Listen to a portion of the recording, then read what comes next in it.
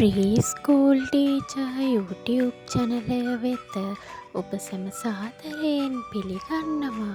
ඉතින් දැන් ඔයාලට මේ පේන්නේ වැස්සට පසු පරිසරයේ සිදුවන වෙනස්කම්. ගස් ඇලවෙලා තියෙනවා. ගහල කොළයක් තමයි මේ පේන්නේ.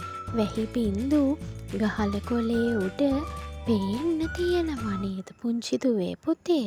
ඒ වගේම තමයි මේ පේන්නේ මල් වැහි බින්දු වලින් නැහැවිලා තියෙනවා. මෙහි බලන්නකෝ. ඉතින් ඒ මල් ගස්වල කොළත් තෙත බරිත වෙලා තියෙනවා.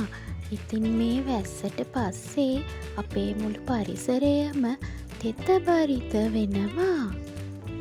මේ තියෙන්නේ කෙසෙල් කොළයක්. ඉතින් අපි මේ කෙසෙල් කොළ හොලවද්දි උඩ රැඳිලා තියෙන වැහි බින්දු බිමට වැටෙනවා. මේ බලන්නකෝ මුළු පරිසරයම තෙත් වෙලා වේලිච්ච කොළ හැම තැනම වැටිලා තෙත බරිත වෙලා. ඔයාලට පේනවද සුළඟින් ගහගෙන ගිය වේලිච්ච කොළ හැම තැනම තියෙනවා. මේ පේන්නේ කොස් ගසක් කඳ ඉඳන් තෙත් වෙලා. ඉතින් බලන්නකෝ වැස්සට පස්සේ ගස් සේරම තෙත් වෙනවා. ඒ වගේම තමයි මේ ඇන්තූරියම් මල්.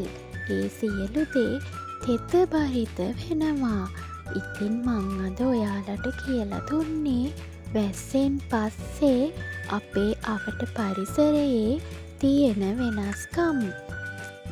ඉතින් අපි ආයෙත් වැදගත් පාඩමකින් හම්බෙමු. ගිහින් එන්නම්. බයි බයි.